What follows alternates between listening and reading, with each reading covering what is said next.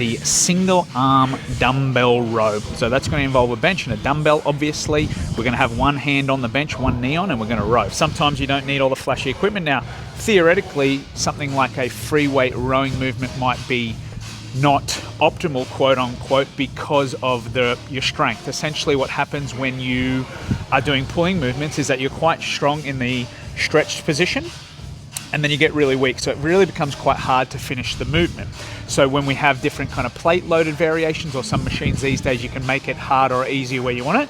The free weight doesn't do that. It's gravity always going straight down.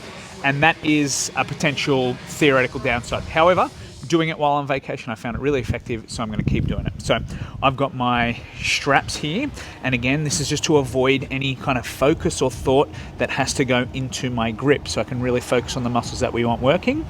So we go one arm on, one hand, one knee on, get the leg out of the way, almost like a tripod, let it all stretch out, pull, stretch.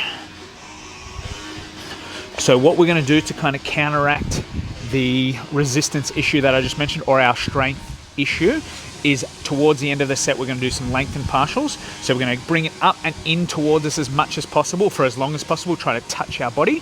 When we can no longer get it to touch our body, we'll then do some half reps or pull it as far as we can for reps after that to get us nice and close to failure. Some other people might use cheating technique, or like momentum, which makes sense on a muscle group like this and a movement like this. For me, I'm just going to go half reps so I can keep them as consistent as possible.